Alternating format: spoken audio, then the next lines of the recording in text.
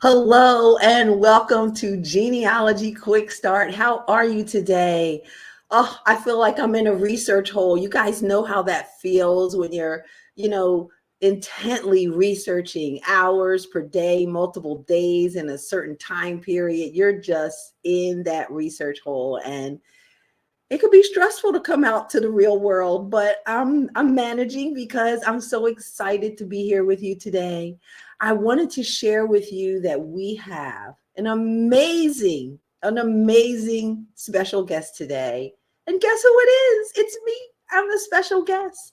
Well, I get asked all the time about organization. How do you organize this? How do you organize that? Well, today I'm going to share a quick start called Creating a Personal Finding Aid. And what that is organizing. Why am I clicking on Jim? What that is organizing your research plans or pulling all the sources that are available for a particular research question. So today we have two new quick starts, the creating a finding aid and tying up the immigration loose ends. And so without further ado, if you're out there, please, whether you're watching live or recording, let us know where you are and your genealogy group, because genealogy groups are, in fact, the key to doing genealogy research. Research should be done in community. And let me introduce you to my community. First up, columnist and editor Jim BEIDLER,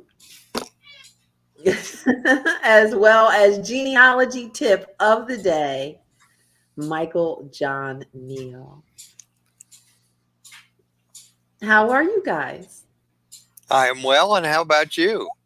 I'm doing good. Do you guys create personal finding aids? And if you do, like, what is like a cool way to maybe find stuff that maybe people don't do today or normally, like that's not normal for people to do, to find sources to that might have some information about your ancestor? Well, be sure to go to online library catalogs because a lot of people seem to act like libraries don't exist today. This is true. This is true. And what else? What other places, Michael? Do you have any I would, cool cool I tips? would really suggest that you reach out to people that have local knowledge of that area. They might not be a professional, however we want to define that word, but they might not even live in the area, but someone that's researched that location quite a bit and probably has family there or a lot of family there, because they tend to know more about the area and the locale than others might. It's just, and they might have an in to where things are at because they're maybe related to half, especially if it's a rural place, they're related to half the county or whatever, as I am to where I'm from. And that really helps give them access to things that others might not have access to know about. Very true. I'm going to give you this tip because I have this stack of books next to me. And before, we get started, I might forget about this stack of books.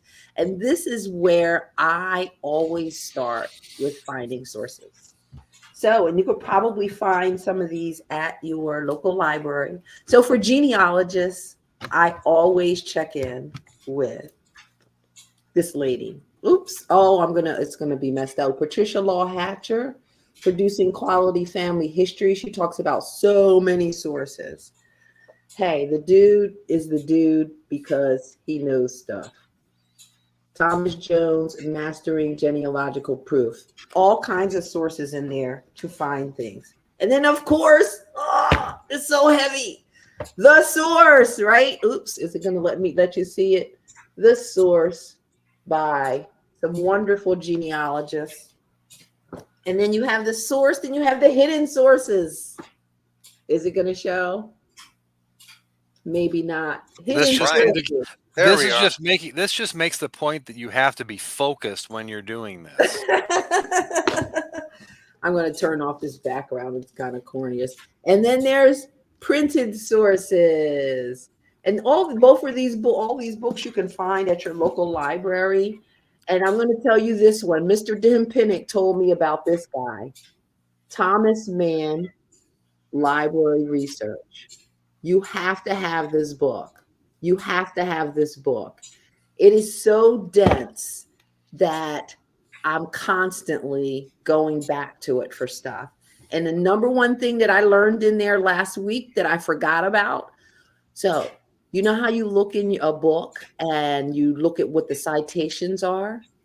Well, that's citationing back in time. Thomas Mann talks about citationing forward in time. Have you ever took a book that you're reading and put it in Google Scholar to see who's citing that book? That's giving you new books that are on the same subject that you love. All right, Excellent idea. say that again. Huh? Excellent idea. Yeah. Yeah, that's manning up. I'm calling that manning up. You gotta You know, have Thomas Mann. Like, this is really a cool book to look for. and kind of in a similar vein, think about finding aids and research aids that may be 20, 30, 40, or 50 years old. They're out of date in some things, but they may reference materials that aren't referenced anywhere else, or that are no longer extant, or whatever the case may be. That there may be clues in there as well. In those, sometimes we forget those older things and just say, "Oh, that's too old. I'm not going to look at that." But there may be a reference there that could be helpful to you. One of the things I found in the summer course on German research that I took at Genealogical Research Institute of Pittsburgh this year were church record inventories in Germany, which I thought, yeah, hey, you got Archeon, you got Family Search, you got what's on Ancestry. What do I need these old inventories? Well, a lot of times they give what a parish was created out of what other parish and when, which is not information that the Big East catalog. And also you find out some things that were extant then that either aren't extant now, too bad, or they just haven't been digitized or even microfilmed, and that it's still lurking for you in some old parish church. I love that. The preface, the prefatory material, the introduction to those materials can be just as helpful and give you background information that might not be in more modern, more modern materials. So because you said that, I had to bring out my last book. So this is like really specialized, and this is a finding aid from the National Archives on the Freedmen's Bureau. And, we're always, I'm trying to keep getting into focus, but we're always doing searches online. Michael said you need to read the stuff that goes with the finding aid. This has like key information in the beginning of this book about that particular location. All right, we're getting carried away because we love sources. But let's say hi to who we have here. Hi, Kathy. Welcome. Hello, Judy Middle from, am I saying your last name right? From Chicagoland, Greene County, Wisconsin Genealogical. The Wisconsin Genealogical Society is pretty special. You guys did some pretty cool projects, I think. And I just spoke to Chicago this weekend, and I had a fantastic time. And hello, James BEIDLER. All right. Had to reply to our big fan, Judy. And it's Mildy, she says. Mildy. Thank you. Mildy. Yeah. Thank you, Judy. All right, let's get going with our fantastic quick start, tying up immigrant loose ends. So exactly what does this even mean?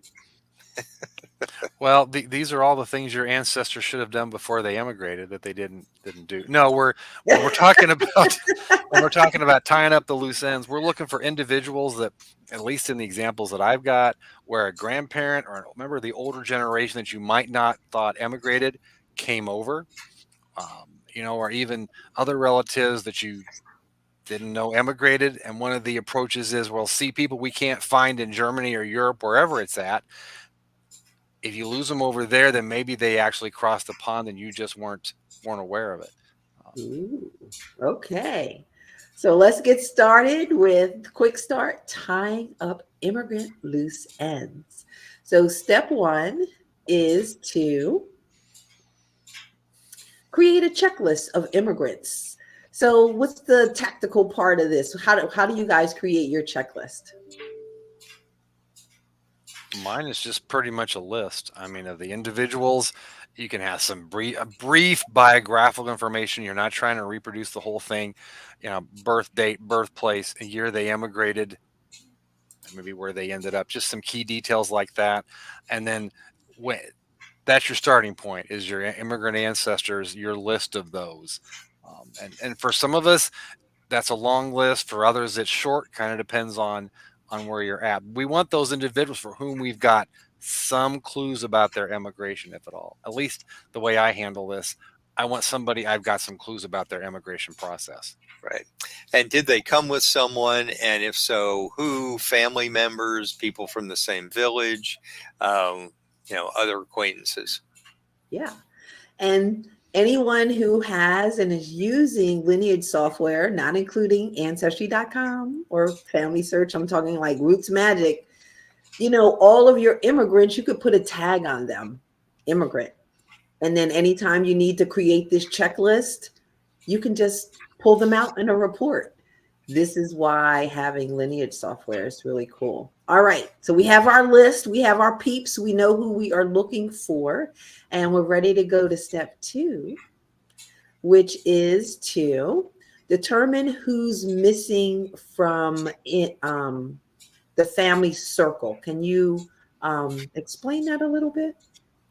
So for those, the way I use this, for those immigrants that I've documented pond crossing or whatever, I want to look at siblings, parents, maybe first cousins, not too much further than that initially. Individuals that I can't find out what happened to them over there. Did they disappear? I can't track them. I can't find a marriage record. I can't find a death record or entry or whatever. Those are then candidates for people that might also have emigrated at some point. And then I'm going to want to search for them as one of my next steps in the process. Okay. So determine who is missing, put maybe another tag on them. And now we're moving on to step 3, which is to search for them where the family settled. We are always like, they came from this country, and we just start, trying to plow through those records. Why is that just such an awful idea? Well, you got one, it's for the same reason some of your book pictures didn't show well. You got to have some focus. And so, and the thing is, in step 3, we're talking about search for them where the family settled. But what you've got to remember is for most immigrants, there's always going to be the exceptions. But for most immigrants, they're going to settle where they have some connection, either a biological relationship or a neighbor or something of that type. And so for these people you can't find over there on that list of missing people you've got, that's the first place to search for them in census records and other materials where they've already got kinfolk. There's no guarantee, but that's where you should start. Yeah, I agree. Jim agrees. All right, let's move on now that we're all in agreement to step 4.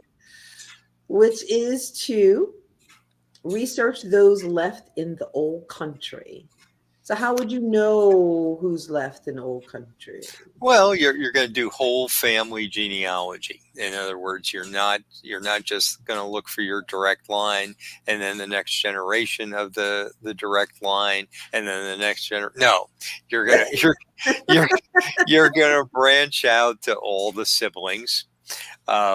And recording their births, marriages, and deaths at the very very least point. And I have a good. Wait a second. How do we go back to step 3 here? I have, because I was just going to say I have a good example for step 4.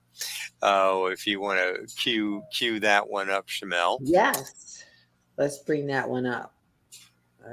I know how to do that. I heard that. Yeah. So yeah, this the family name, the modern name, not there are too many of them left today, actually, is Machmer, but Mahomer. Yeah, there's a pretty wide list of spelling variants. In American land records, specifically where I live, Bern Township, Berks County, Pennsylvania, just a couple miles away from where I currently reside, there was a piece of land that a John Mogmer took out a warrant for. And then when it is patented, the final step of the land process by Philip Mogmer, says, John's dead. John's my brother. His warrant became void, and I took it up. So that establishes that these two folks are brothers. So then the next step is, in the next slide, is, okay, when did they arrive? And indeed, the Philadelphia arrival records in the Oaths of Allegiance show that a Johannes, John, and Johann Philip, arrived on October 20th, 1744, above the Phoenix. Very cool. They sign right next to each other. Well, Philip signs, and Johannes makes his mark.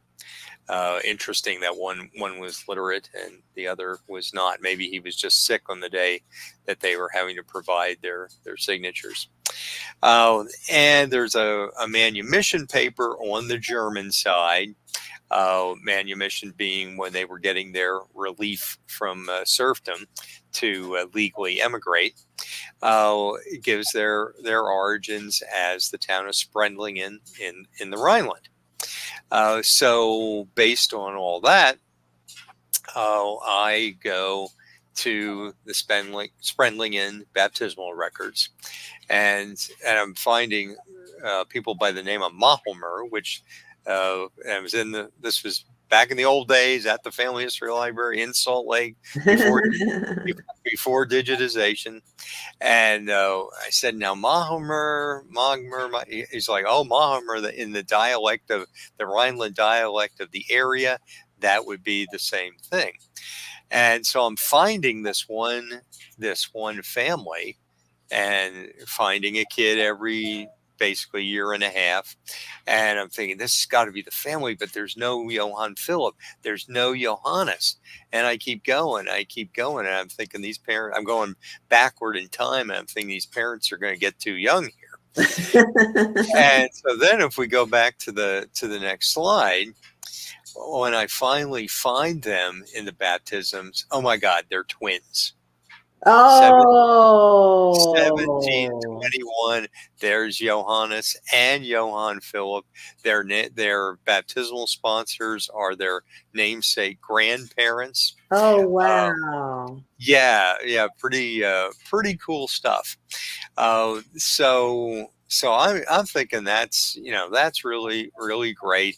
And this was one of the first towns of origin that I found for myself, that I didn't rely on a NetBurger, NetBurger and other people.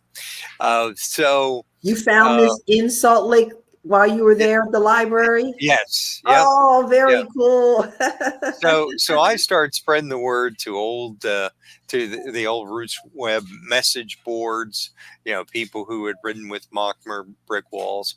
And there was this one really great guy I started getting in contact with in Michigan.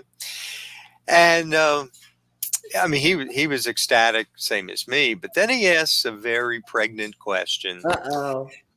Because if we go to the next slide, we see that in addition to these twin sons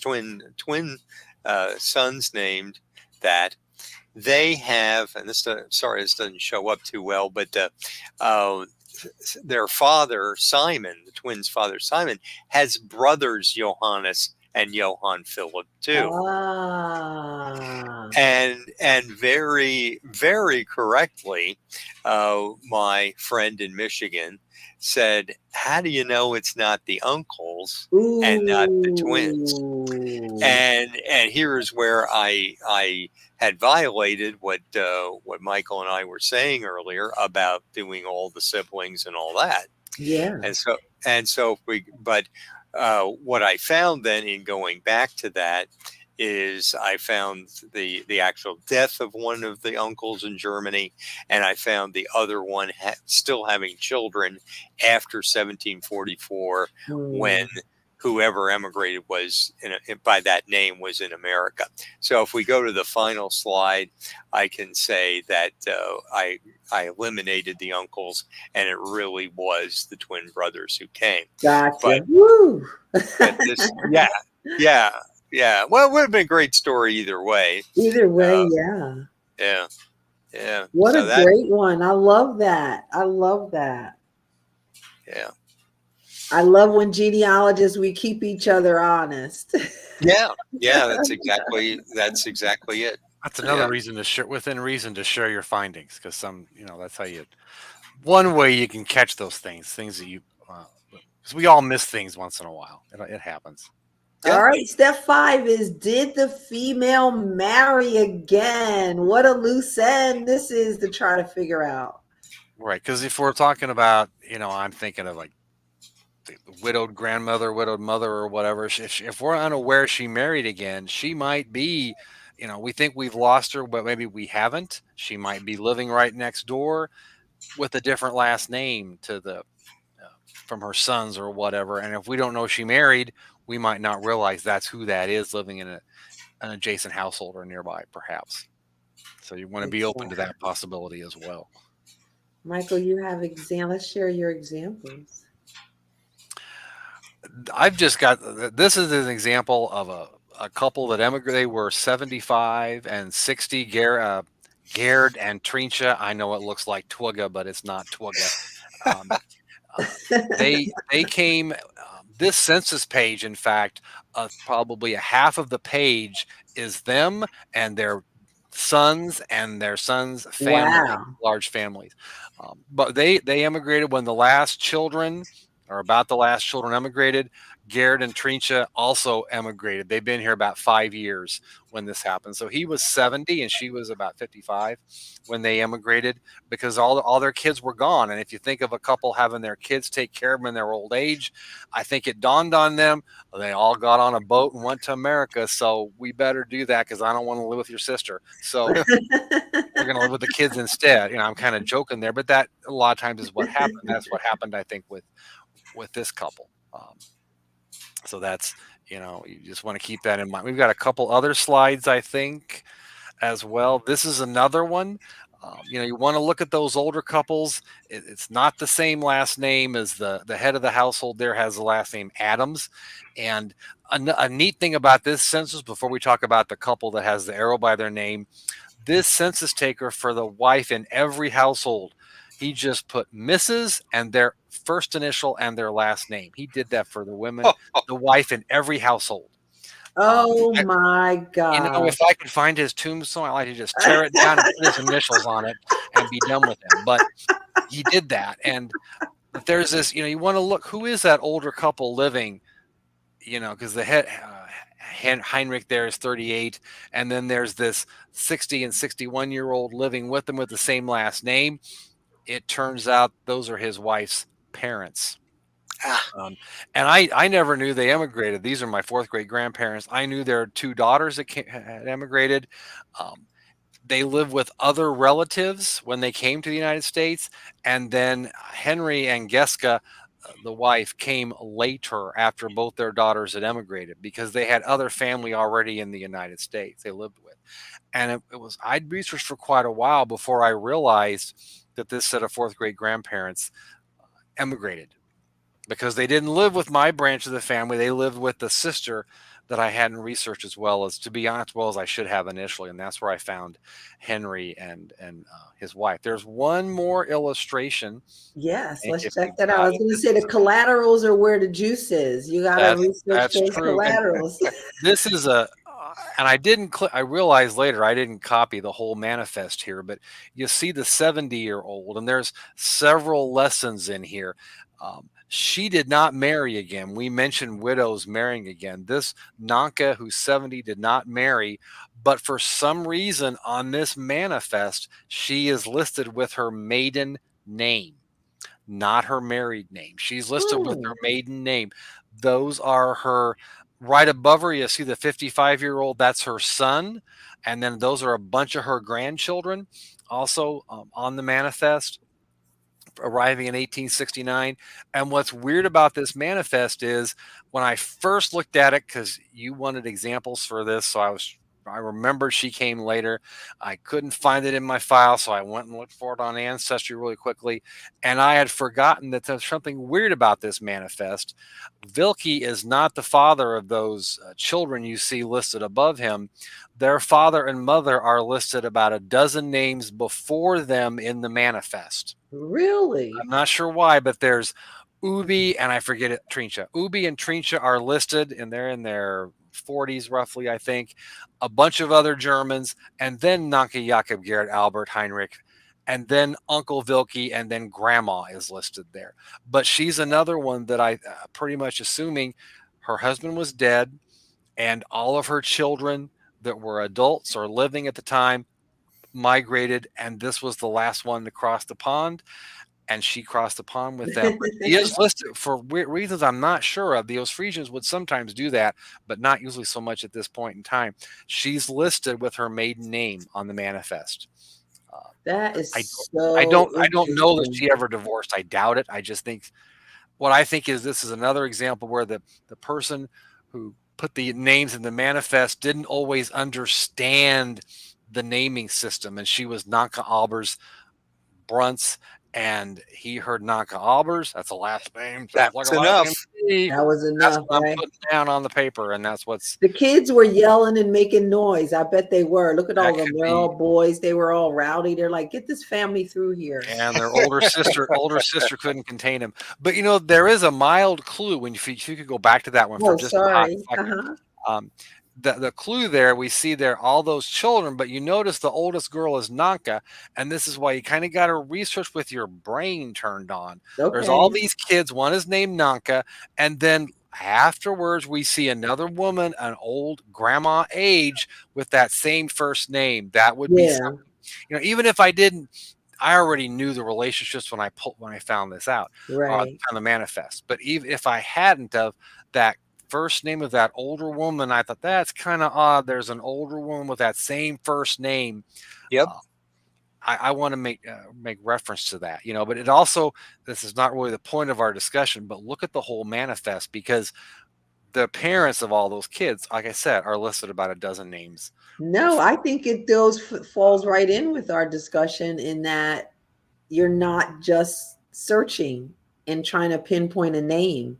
You're finding, and then you are analyzing and looking at everything. Like you do the Right. same thing with census pages, right? You look at the whole page and the names of the mother, I mean the child and the grandmother. That's beautiful. That's Because if beautiful. we sometimes remind people, a 15-year-old girl doesn't migrate by herself. There's somebody on the boat with her, which is usually true. The flip side of that is that there's a person of a significant age on a boat. You might want to be asking, did they really come by themselves, or is there somebody else on that boat with them? And what you want to remember is by the time you're of that age, you may have relatives you've been related to forever who might not have the same last name as you. If you think Right. about that for a second, your ancestors are in the exact same they're in the exact same boat as far as that's concerned. And they have other columns on there where you could like use that as a correlation, seeing all the people who came aborted or started or Right, or where something. this one was nice because it had the town where they lived, so you could look on the Oh, manifest for that same village, but maybe there's a destination that's the same. You want to look at all those potential clues. Yep. I love that. I love looking at these records. I could look at them forever. So, did the female marry again? So, this was an example of her being married, but her maiden name was on there. So, not only are we looking at collaterals, we're also using all the female names. Because I had to keep it real short. I had another third great grandmother who emigrated, and she married after the ancestor died in Germany, and she married again over in the United States. Oh, get it, Grandma. Well, they just kept dying on her, and so she's in she loved them too much. I mean, she's on Find a Grave and in the census and whatnot under her final husband's last name. It took me a while to find her because she did not settle where her stepchildren did. She settled where her children by her first marriage did. But that all goes back to thinking the whole family and all that. Who's she more likely to settle near, her stepchildren or her biological children? I think we know what the answer to that usually is. Most Most likely. definitely. Most definitely. Michael, was that your last one? That was my last one. Yes. All right. So, wow, love that. So, did they marry? And we had a step 6 to, of course, document what you find, because all of these little clues, you don't want to look at that record 10 years from now and then, oh, think you found something. You know, you want to go forward in your research. So, let's look at the steps. I am a minute over. Sorry. For tying up immigrant loose ends. Step 1, create a checklist of immigrants. Step 2, determine who is missing from the family circle. Step 3, search for them where the family settled. Step 4, research those left in the old country. Step 5, did the female marry again? And step 6, document what you find. Very cool. Thank you very much. We are going to switch to our next special guest. So I can't wait. Who could that be?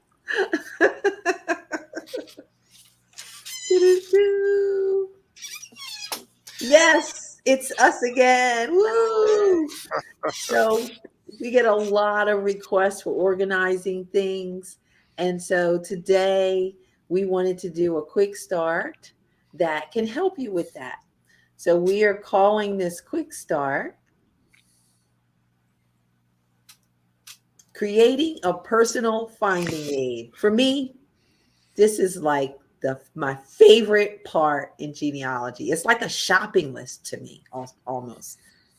And it's really about finding all the records that can answer your genealogy question. And so you guys create personal finding aids. We talked about that earlier. So let's get started with the quick start. Jim's like, could you please give me a break and not duplicate questions? All right. Let's get started. And the question is, step 1, of course, is to go to the place that was built for us. Family Search Wiki. And it's free, right? I love the Family Search Wiki. Why do you even go to the Family Search Wiki? I think I have a slide for that here. So we are all very county focused. And so the wiki can help us with that. Sorry, my fingers are acting weird. All right. And so everyone knows you go to familysearch.org. Here we are.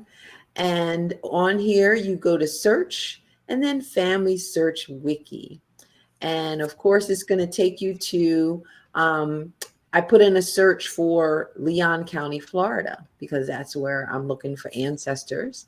And so here's the first thing on this page, it's in red. The most important thing that we all need to know about our counties and our states is when vital records were required.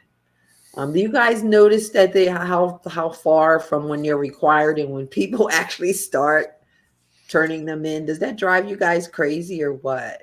Absolutely, yes.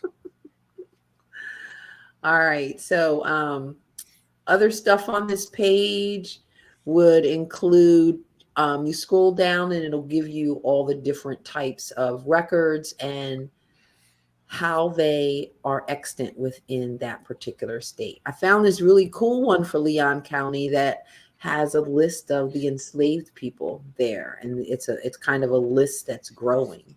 Do you guys find any cool stuff on Family Search that you might not have found? You find anything cool in the wiki? They're like, Shamel, you didn't tell me you're going to ask me this question. No, so it depends on the location. I mean, sometimes you'll find things on there you're not aware, and it also depends on how much you've researched the location you're using the wiki to help you with as well. It's kind of a function of those two considerations. If it's someplace new to you, then there's probably going to be stuff on there you might not have been aware of before. and you want to use it as a starting point. For some counties, it's really heavy on what Family Search has for Yeah. obvious reasons. And if it's a county, I'm thinking of some of the Nebraska counties where I have people, Family Search has not done a lot of filming in those locations. So Oh. what's on there tends to be a little more skeletal in nature than some eastern counties in the eastern parts of the United States. But it's where you want to start. You want to look at all of that and then build on that. So hold on. Are you saying that there's a lot of places in the US that don't have like a deep, like the East Coast is different, or there's different areas? Like I thought they kind of like covered the United States Well, pretty well. they do, but there's some locations where, you know, they might not. I'm thinking of some counties where there's not the probates they don't have, the court records they don't have, the case files they don't have from the court cases, and things of that type. On the East Coast, there's a much higher concentration of that material. Okay. They've just filmed more of it because more people have interest in those places and all kinds of things because they've been in existence longer. More people have kind of gone through those places. But if you get some rural Kansas places or rural Oklahoma or rural Nebraska, they've just not done as much of those records Okay. usually. Boo hoo. You can also tell when a wiki article has been written by someone in Utah who's never been to that county. This is true. This is true. So I talked about searching your county. Also check out your state. Like a lot of us have states that we don't live in, and we don't really know the lay of the land. It's really important to know which counties are near your counties and when your county was birthed. That's the kind of stuff that you can find on the Wiki state pages. All right, so we're going to Family Search Wiki to find some stuff, and then we're going to move on to step. And of course, you're going to save those links so that you can go back to them because they do update those pages from time to time. Step 2 is to create a list of records using a Family Search catalog. I absolutely love this step. Let me share with you. The catalog. So to get there, you're just going to familysearch.org, search and catalog. And from there, you can do many different types of searches. But right now, based off of my research question, which is to get to know more about all the records that are there for my Leon County people, I'm going to do a place search. So I'll search for Leon County, Florida. And then you get a list of categories. I must have not put that slide in there. Yeah. You get a list of categories, and you can kind of see them up top here. And I have expanded vital records because we all want vital records. And the cool thing here, and the most important thing that you should do when you're looking at vital records, is to get the ones that are created by the municipality, not necessarily the books, unless there's like vital records before the municipality had them. And so I'm highlighting records that I would pull off of, I would use these and add them to my list.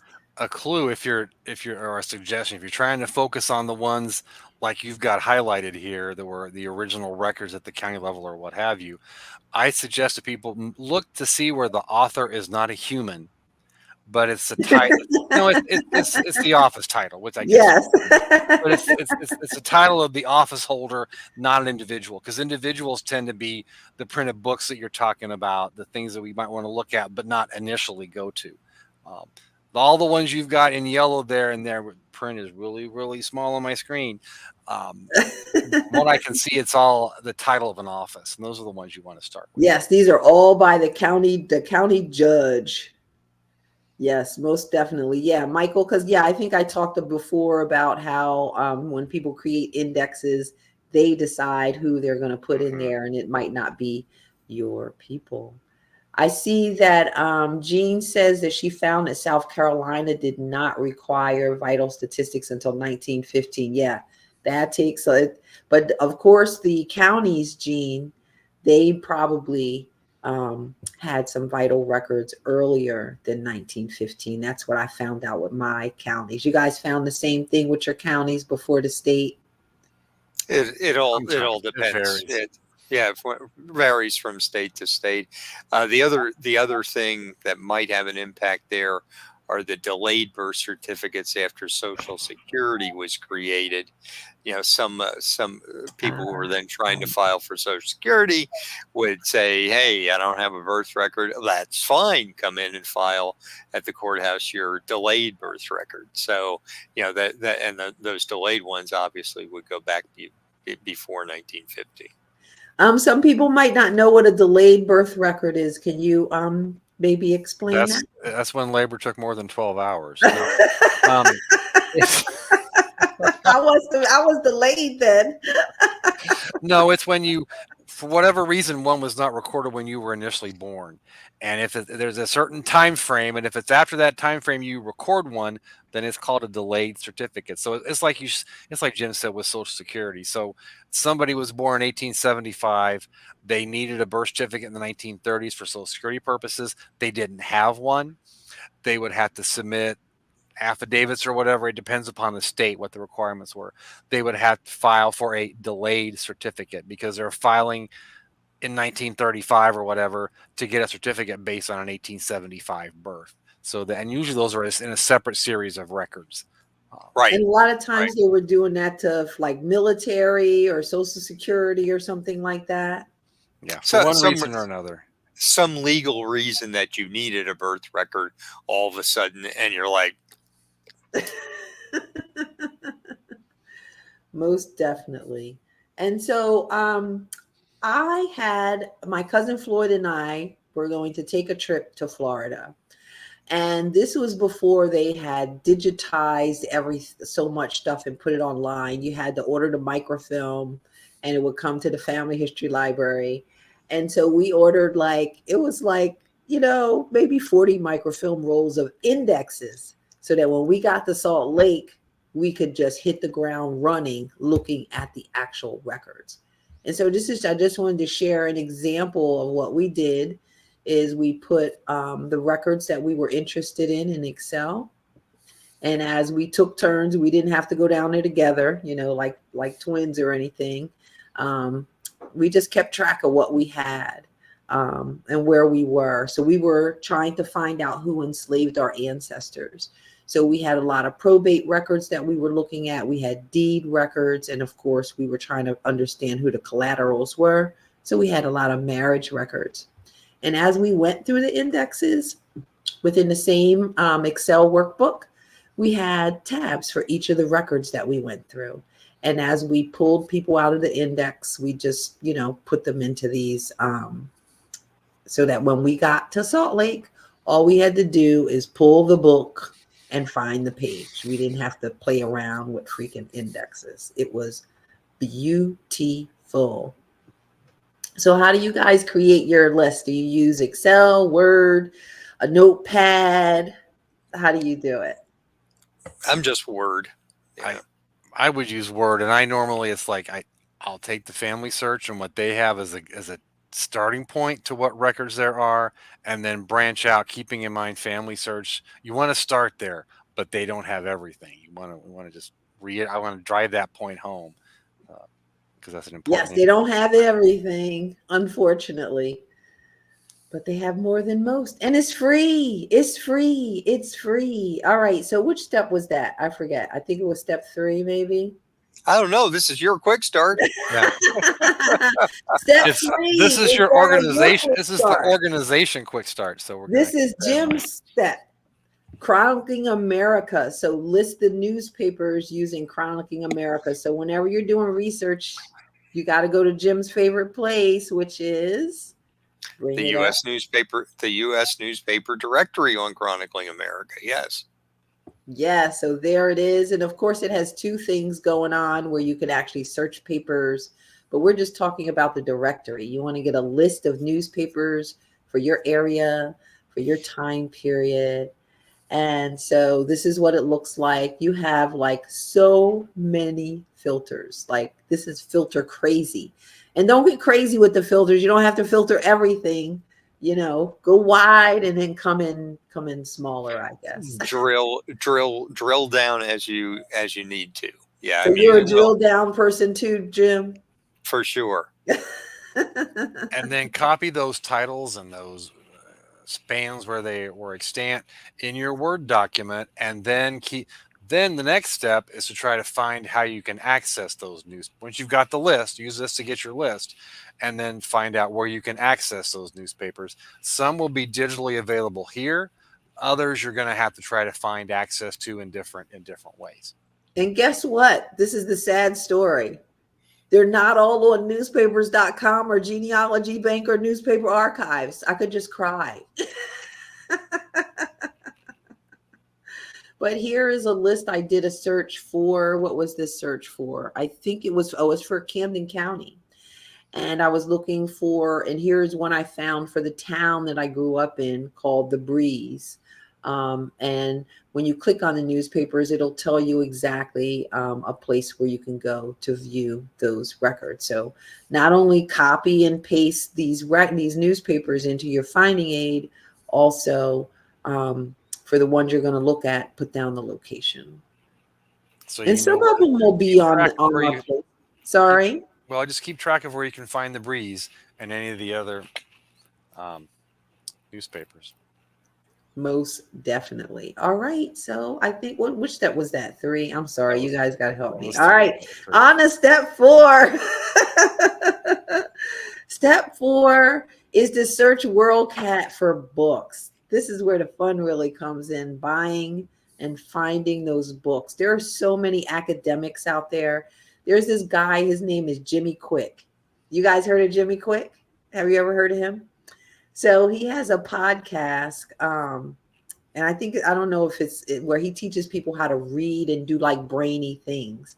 So he says, anything that you want to do, why not pick up a book someone has spent years of researching condensed in a book?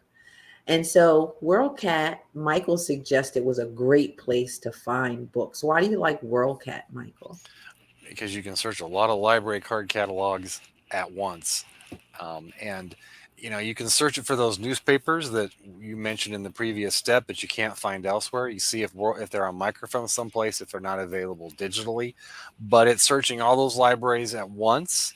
You can find things that you might not have been aware of. What I would suggest that people do when you find how the subject headings in WorldCat are, there's a structure to how those headings are always written. You can use that as a guide when you're searching for other locations.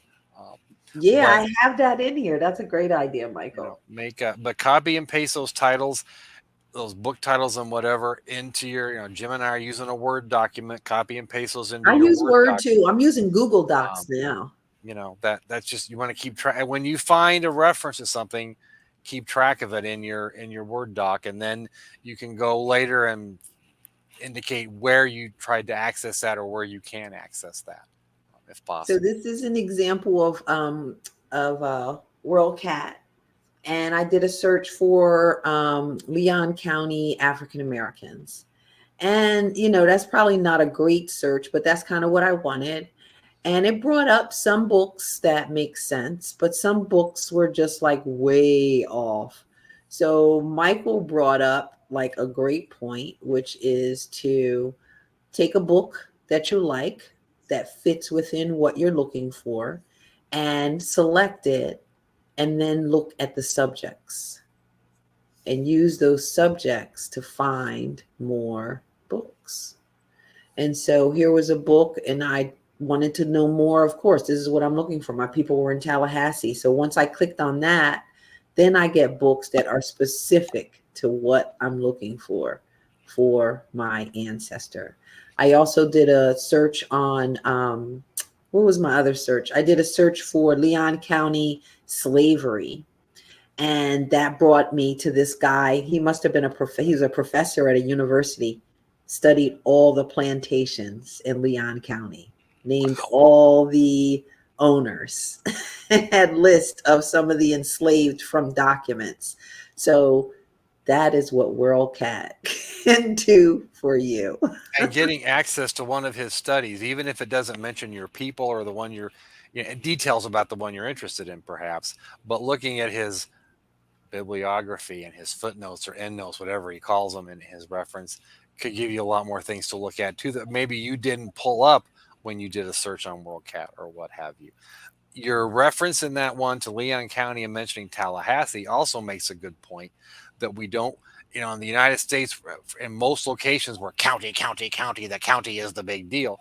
But you also want to look for other jurisdictions smaller than that, because Yes. some things are cataloged under the town level or a village level or township level as well when you're doing these searches of locations.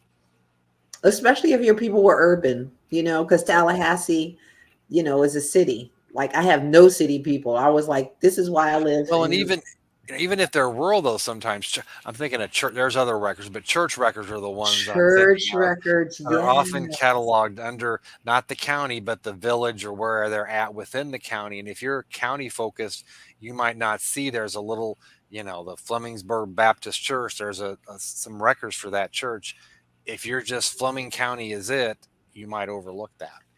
Definitely might overlook that. All right. So that is, let's see, I think that was WorldCat.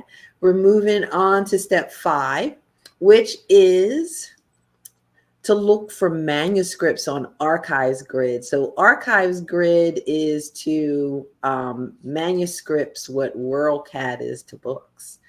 Even though WorldCat does have manuscripts as well, and I didn't talk about the filters. They have all those filters on WorldCat where you can filter down to just see manuscripts. But let's talk about Archives Grid. You guys use Archives Grid? I do not. This is new to me. Yeah.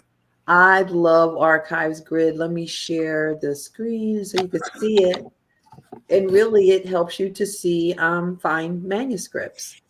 And is this? No, this is still WorldCat. So I was just showing you, I searched for slavery. And I just love to see that the headings are now showing up as enslaved, which is really cool that they're making changes to that. All right. So this is Archives Grid. And so I searched for freedmen in Tallahassee because I'm searching during Reconstruction era. And it gave me a list of different records, including, of course, the Freedmen's Bureau. But then it had papers, people's papers. And that's what manuscripts collections are, people's papers and letters, that sort of thing. And so this one about these Craig Miles family was interesting to me. I don't know who they are, but they had something to do with freedmen in Alabama. And so in Archives Grid, you can either look at it the way we were just looking at it, a list, or you can look at it up at the top. You see summary view, and that puts everything into a category. And so, if this were a lot more results, then you could filter it down by specific people that are contained, topics, locations, places. You can go really deep with this. And so here's the Craig Miles family. It's showing the details about this particular record. And if you continue and click on here, well, first, the topic headings. We're looking at the Craig Miles family right now. And once we go and see what this actual record is, you have all these categories on the side so you can explore more. But once I clicked in, there's a link in there that takes you to the finding aid for this manuscript collection. And it's telling us about a report talking about the freedmen who were working in 1868 on his plantation. And it lists their names, Thomas and Catherine Hart and their children, William, Jack, Wash, Robbie, and Mary. So this is in the finding aid. So the next thing I need to do is I need to find this report, because who knows what additional information might be contained here. So that is Archives Grid. It's a lot of fun. You guys should check it out. I definitely will. Yeah. Oh yeah, I just found a second cousin whose husband has some papers at a university in Chicago. Because I was listening to you, but not listening as well. What you might want to do in the chat, the website it's actually called Archive Grid. Oh yeah, I did S. And Thank you. it's OCLC hosted, I think. But if the people listening do a search for Archive Grid, Archive, no archive, S. yeah, no S. It should come up. You may have to do it. It's on the OCLC site if I'm thinking correctly here. Yeah. So, but that will get you to it. And yeah, I found something I'm going to look at. Already, look at that. Yeah. Archive Grid is an amazing place And to of course, the go. last name, Jim probably knows what the last name was. It's one of two last names that I searched for. You know, I've only got two last names. Trotvetter. It was Trotvetter. Yes, it was Trotvetter. Yeah, my dad's second cousin's husband has some papers in the collection somewhere. All righty. So Archive Grid, check it out for manuscript collections. Put them on your personal finding aid. And then you're going to move on to step 6, which Michael already alluded to at the top of the show, which is to contact local researchers for more info. We call that boots on the ground, right, Michael? So let me just tell you, when we were at the Florida State Library, they told me, call Claude. And I was like, all right. I called Claude. Claude said, I just had root canal, but I'll be up there in about a couple hours. I need to take some pain meds. And in a couple hours, Claude was there. And Claude whipped around that archived library, pulled out all kinds of stuff, called people at the cemetery to put down markers for specific people we were looking for. Boots on the ground. Local expertise. Yeah, that's cool. Have you guys had any Claudes? Yeah, I know some in some of the townships of my county. Yeah. And the other thing that I like about it is I do research in Jersey, and the next town over, which is responsible somewhat for the development of the town, when I walk through those doors, I walk back in time. The women there, they could talk about all the people that I was reading in the books as if they were walking around right now. Instead of struggling and trying to figure stuff out, do your homework and then go hang out with the people who live and breathe this stuff every day. Good advice. Amen. Good advice. Amen. All right, let's look at the steps for creating a personal finding aid. So step 1 is find location details on Family Search Wiki. Step 2, create a list of records using Family Search Catalog. Catalog is like amazing. Step 3, list newspapers using Chronicling America. Step 4, search WorldCat for books. You know my other favorite place for books, Library of Congress catalog. Step 5, locate manuscripts using Archive Grid, no S. And step 6, contact local researchers for more info with an O, aka boots on the ground. All right, we just had 2 amazing quick starts. We thank you so much for being here. Oh, you look for love, let's see, Judy. Yes, buy bibliographies. We need to do a whole show on bibliographies because holy moly, what a help they are. Thank you for the idea, Judy. Everyone, we appreciate you being here. Have a great day. Good night. Good night.